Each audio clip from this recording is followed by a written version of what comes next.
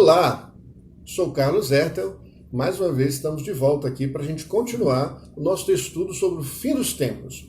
Já terminamos nas últimas partes que foram gravadas a falar sobre o processo desde o arrebatamento até o processo de transição. No último capítulo que nós vimos, no último acompanhamento, foi exatamente a transição dos 75 dias, o juízo sobre as nações, dentre outros assuntos. Hoje nós vamos falar exatamente sobre o reino milenar. Então entramos agora no reino milenar. Evidente que nesta visão, nesta forma de interpretação da palavra, do ponto de vista da escatologia, pré-milenista, pré-tribulacionista, então significa que o que vai acontecer daqui por diante, nesse momento, do reino milenar, já é quando a igreja do Senhor Jesus desce, então, ok? Vem Jesus para exercer, de fato, o reino do milênio que é previsto nas profecias. Vamos lá. Após a segunda vinda, então, Jesus pessoalmente estabelecerá o seu reino aqui na Terra, que é o reino milenar. Esse reino milenar segue-se imediatamente à segunda vinda de Cristo, ou seja, de fato, agora, aquilo que nós tanto aguardamos acontecerá. A segunda vinda de Jesus é a base do estabelecimento do reino messiânico. John Walvoord esclarece que a segunda vinda de Cristo compreende, primeiro, a eliminação dos exércitos opositores, que se reuniram contra Deus na Terra Santa, a prisão do anticristo e do falso profeta, o lançamento destes no lago de fogo, o confinamento de Satanás e a ressurreição dos mártires que foram mortos durante a tribulação, ok? Então, uma interpretação literal dessa passagem, Apocalipse 20, de 4 a 6, indica que após a sua segunda vinda, Jesus Cristo reinará na Terra durante 1000 anos. Ok. Dessa forma, as nações serão julgadas após a segunda vinda. Nós já vimos isso no episódio anterior. Somente os crentes entrarão no reino milenar, porém ainda com seus corpos mortais, isto, aqueles que aqui estiveram se convertidos nesse processo. Lembra que a igreja subiu pelo arrebatamento, há o casamento de Cristo ou do noivo com a noiva, depois então eles descem aqui exatamente para reinar esta igreja, pessoas com o corpo transformado e aqueles que nesse período se converteram ao Senhor durante esse processo de transição.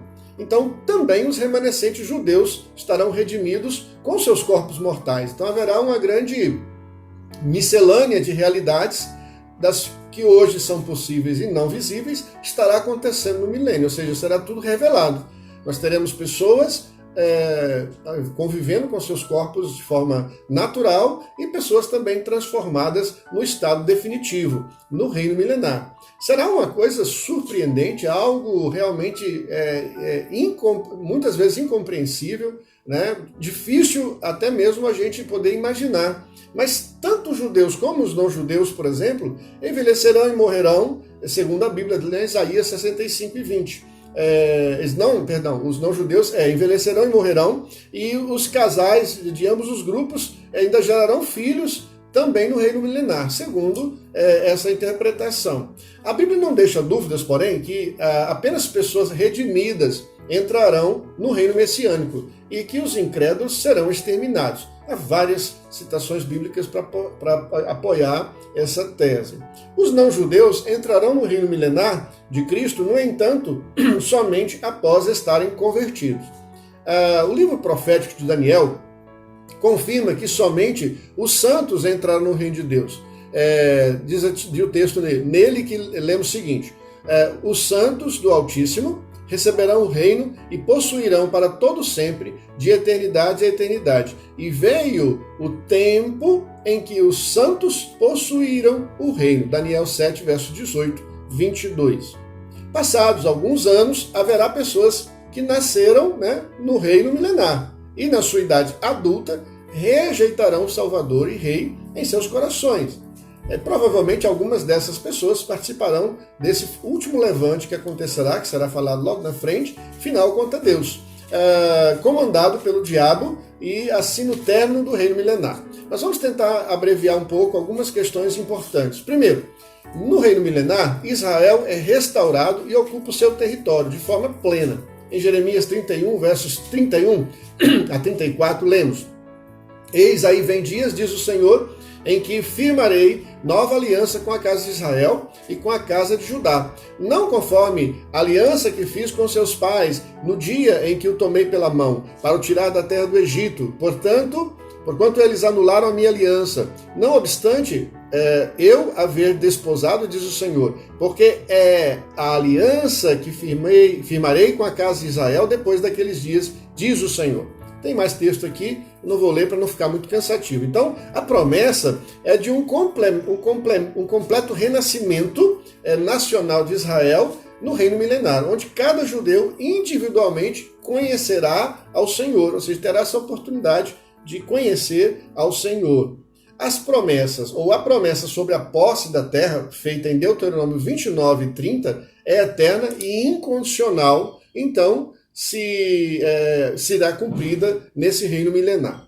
Observado então essa ótica profética, né? Há muito tempo Deus já havia feito uma promessa a Abraão a respeito de uma determinada área da terra. Lá em Gênesis 15, 18 a 21, diz assim, naquele mesmo dia fez o Senhor Deus aliança com Abraão, dizendo: à tua descendência dei essa terra, desde o rio Eufrates, do rio até o grande rio Eufrates, do Egito até o rio grande Eufrates, o Queneu, o Quenezeu, o Cadmoneu, o Eteu, o Ferezeu, os Refaíns, o Amorreu, o Cananeu, o Gigazeu e o Jebuseu. Então Deus também fez essa promessa referente à terra para Isaac, lá em Gênesis 26, 3 a 4. A mesma promessa foi revalidada, foi repetida por Deus a Jacó e aos seus descendentes, em Gênesis 28, de 13 a 14. Dessa forma, a Bíblia afirma aqui, confirma que em outras passagens, que as promessas da aliança de Deus seriam cumpridas através da linha genealógica das famílias. Né? Olha só o que diz o texto. Lembra-se perpetuamente da tua aliança, da palavra que empenhou para 1000 gerações, da aliança que fez com Abraão e do juramento que fez a Isaque, o qual confirmou a Jacó por decreto de Israel, por aliança perpétua, dizendo: dar-te-ei a terra de Canaã como quinhão de vossas heranças. Salmos 105, versos de 8 a 11.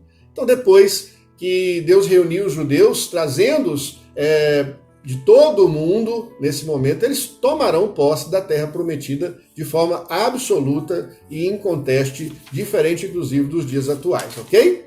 Na sequência, o reino de Cristo, então, o reinado de Cristo no trono de Davi, se cumpre uma palavra que foi profetizado, né? Deus prometeu a Davi que o seu trono seria ocupado por um de seus descendentes para sempre, lá em 2 Samuel, capítulo 7, versos 12 e 13.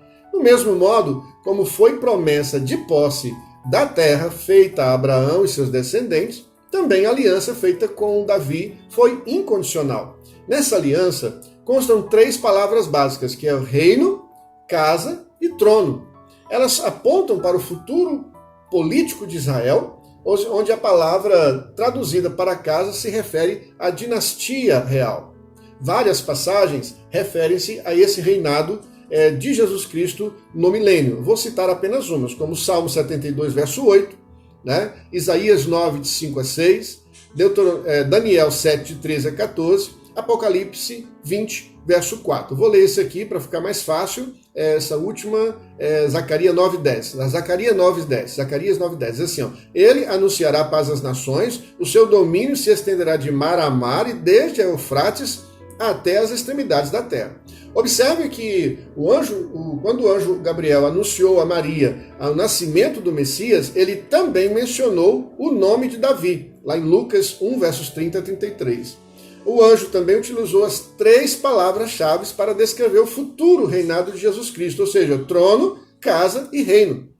Maria era uma jovem judia piedosa e possivelmente lembrou-se rapidamente dessa promessa do Antigo Testamento.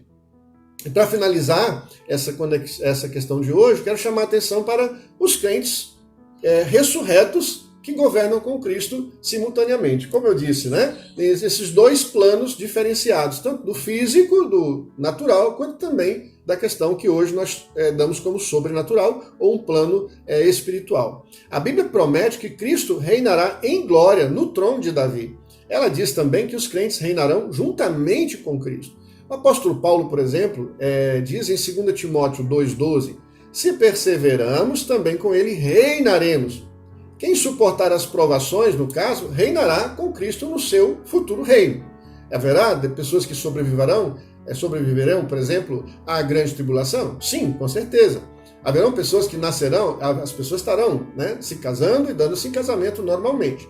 Essa ideia de reinar com Cristo, então, ela é comparável às outras afirmações no livro de Apocalipse, como, por exemplo, assim diz que os crentes foram constituídos. Reino e sacerdotes para o nosso Deus, e eles reinarão sobre a terra. Apocalipse 5:10, segundo a versão da NVI. No versículo 20 ainda, verso 6, é algo semelhante também. Bem-aventurados e santo é aquele que tem parte na primeira ressurreição. Sobre esses, a segunda morte não tem autoridade, pelo contrário, serão sacerdotes de Deus e de Cristo e reinarão com ele os 1000 anos. O privilégio, então, de reinar com Cristo inclui o período milenar, onde o estado eterno será, então, vivenciado por nós de uma forma maravilhosa. Ainda em Apocalipse 22, verso 5, para encerrar, diz assim: então já não haverá noite, nem precisam eles de luz de candeia, nem da luz do sol, porque o Senhor Deus brilhará sobre eles e reinarão pelos séculos dos séculos. Então trata-se de um privilégio incrível e uma bênção imensurável. Ok? Certamente o cargo ou função que uma pessoa receberá nesse reino milenar dependerá, inclusive, de sua dedicação, fidelidade demonstradas nessa vida. Lembra de um versículo que aqui eu encerro de fato essa reflexão de hoje, que Jesus deixou claro no livro de Mateus, capítulo 25, verso 21. Diz assim, muito bem, servo bom e fiel, foste fiel no pouco, sobre o muito te colocarei. Tá bom? Deus abençoe você. No próximo episódio nós vamos falar sobre as bênçãos de Deus durante o milênio.